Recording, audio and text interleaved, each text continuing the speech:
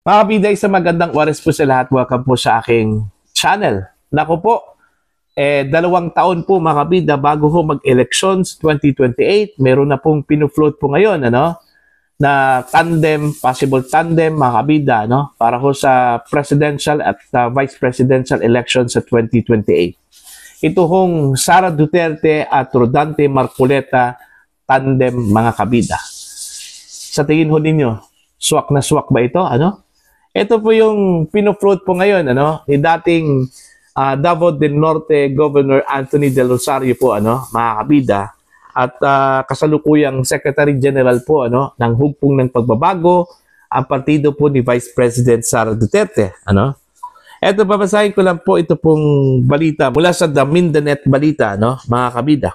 Duterte o Marcoleta tandem sa 2028. Actually, Bisaya po ito mga kabida, with mixed English yung balitang ito pero susubukan kong i-translate ito sa Tagalog mga kabida Eto, sinabi ni Hugpong ng Pagbabago o HMP Secretary General at former Davao del Norte Governor Anthony Del Rosario na ideal si Senator Rodante Marcoleta ang magiging tandem ni Vice President Sara Duterte sa 2028 election. Ang sabi po ni Del Rosario dito, what if she becomes president? She would have to choose from the Senate or the House, right? The first person I said was Marcoleta.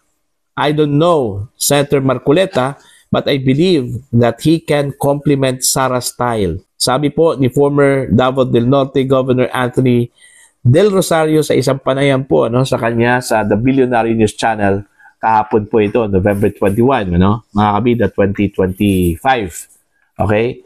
Ito, maaga pa po, although maaga pa po, mga kabida, pero may posibilidad po, ito hong tandem na Sara at Rodante, mga kabida, sa 2028 presidential at vice presidential elections. Okay? Napakalakas na po ito. Sa totoo lang po, given the fact, mga kabida, na ito hong si Marcoleta po, napakaganda yung kanyang performance po ngayon. At pangalawa po, back by Iglesia ni Cristo po ito, mga kabida. Kaya nanalo nga ito nung midterm election, at hindi lang po basta-bastang nanalo, nasa top 5 pa po ito hong si Marcoleta, mga kabida. See? Oh. Although may mga usap-usapan na baka daw posibleng maging tandem ni Vice President Sara Duterte ito hong si Senator Bongo, kasi unang-una nag-number 1 po ito sa senatorial race po sa 2025 midterm election po mga kabida. Pero kung ako yung papipiliin po sa kanilang dalawa mga kabida, mas mainam po talaga ito hong si Marcoleta. Bakit? Kasi po, si Marcoleta po mga kabida, mataas na po yung kanyang karanasan sa politika. Pangalawa po, abogado po yun. Okay? Magkapareho po sila ni Vice President Sara Duterte, puro mga abogado po, mga kabida. Mas mainam na ang itatandem po kay VP Sara ay isang abogado. Okay? At may malawak na base din. Ito hong si Marcoleta, mga kabida. So, sa tingin ho ninyo, sa palagay po ninyo sa possible tandem po dito ho sa dalawang mga matataas na opisyal po natin, mga kabida, sa bansa, Marcoleta and Vice President Sara Duterte.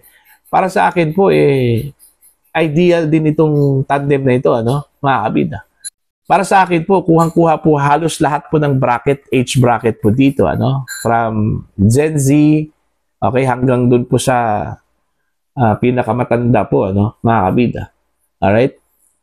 So, meron pong side po ng Gen Z, Millennial, tsaka meron pong dun po sa, anong tawag dyan? After Millennial. Okay?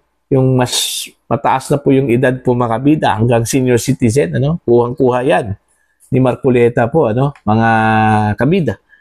Alright? So, para sa akin, it's a good tandem, although okay din si Bongo, Walang problema ho kay Bongo, ano? Kasi po unang-una si Bongo, wala naman pong masyadong issue po yan, ano? Kung meron man pong issue po, puro lang po intriga po yun, ano? Mga kabida. Pero as to the legit issue against Senator Bongo, wala ka pong makikitang meron pong legit na issue po, ano? Against sa kanya. The same with Rodante Marcoleta po, ano? Mga kabida. Okay? Puro meron pong magandang track record po. Okay? Ito pong dalawa. Alright? Pero, again, sa inyo, ano po ang inyong tingin ho dito sa possible tandem, ano? Itong dalawang mga mabibigat na mga politicians po mga kabida, no? Vice President Sara Duterte at Senator Rodante Marcoleta. Actually, sa totoo lang po, ano, ang nasa isip ko po, pinoproject ko mga kabida na posibleng papalit, ano, kay Vice President Sara Duterte kung sakali hong gagawa po ng hindi po magandang aksyon itong gobyerno laban ho kay VP Sara para lang po mapigilan yung kanyang pagtakbo, ano, sa 2028 presidential elections, ano? Kasi meron kasi ang mga threat like for example, impeachment. Okay? Although ibinasura na po 'yon, ano, ng Korte Suprema mga kabida, pero meron pa pong chances Malayo pa po yung 2028, ano? Meron pa pong 2026, meron pa pong 2027, ano? Dalawang chances pa 'yon na posible yung ihahain po nila yung impeachment against the Vice President, ano? Mga kabida, no? Pangalawa po, yung possible case po niya mga kabida na plunder, ano? Na posibleng ihain po laban sa kanya dahil doon sa rekomendasyon po ng Committee on Good Government and Public Accountability, ano? Okay, after doon ho sa kanilang investigasyon sa confidential funds ni Vice President Sara Duterte. Okay, may posibilidad 'yun na ihahain po 'yun, ano, bilang pagpigil po mga kabida, no, doon po sa pagiging presidente po ni Vice President Sara Duterte, ano? Okay? So in the event na mangyayari po 'yon, ano, ang nasa isip ko po actually na parang projection ko po na posibleng ipapalit po sa kanya, ano? Ito kung si Rodante Marcoleta, no, mga kabida. Kasi po para sa akin kung si Bongo medyo hilaw pa po. Okay? Hilaw pa po 'yon, mga kabida. Si Rodante Marcoleta mga kabida ang prospect ko po, ano, na posibleng papalit kung sakali man po, okay, na mangyayari po yung dalawang senaryo po, ano, mga kabida. Okay?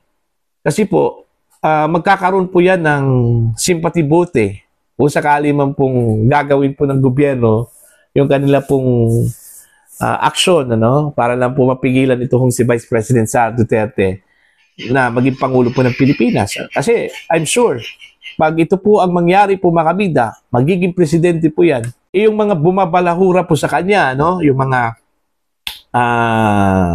nagdidiin sa kanya, talagang hahabulin talaga yon. Pagdating ho ng panahon, ano, mga kabida. Okay, pero kung magtatagumpay, itong mga kalaban po niya sa politika, no, na pigilan itong si VP Sara para maging presidente po ng Pilipinas sa pamamagitan doon ho sa dalawang senaryo na sinabi ko po kanina, no? Impeachment o di kaya yung pagsampa po ng kasong plunder, ano? Meron pa po palang isa, no? Yung ICC issue, ano? Na posibleng idawit daw itong si Vice President Sara Duterte mga kabida sa Crimes Against Humanity case, ano? Kasama yung kanyang ama po, ano? Mga kabida, si dating Pangulong Rodrigo Roa Duterte, ano? Pero to the list na yan, ano? Ang pinaka-possible po mga kabida yung dalawa, impeachment at saka yung possible case, plunder case na pwede hong ihain po, ano, ng gobyerno laban po sa kanya mga kabida. Alright? So titingnan lang po natin to, ano, kung ano po yung magiging scenario dito pagdating ho ng 2027 kasi yung preparation po mga kabida, ano, for 2028 election, ito hong 2027. Dito po natin malalaman po mga kabida kung sino po yung magiging tandem po. Kung wala hong mangyayari po kay Vice President Sara Duterte, ano? Mga kabida, no? Okay? Kung makakasurvive po siya dito ho sa attempt, possible attempt na pigilan po siya, ano, para maging presidente po ng Pilipinas, malalaman po natin by 2027 kung sino po yung magiging tandem po niya, ano? sa 2028 presidential at vice presidential elections, mga kabida. Ano? Para po sa inyo, ano po ang inyong pananaw at opinion ho dito? Ano? Please comment down. Sa mga hindi pa po subscriber sa aking channel, please subscribe. Just click the subscribe button. Click the notification bell, click all para updated po yung mga kabida sa aking mga uploads. Maraming salamat po sa inyong lahat.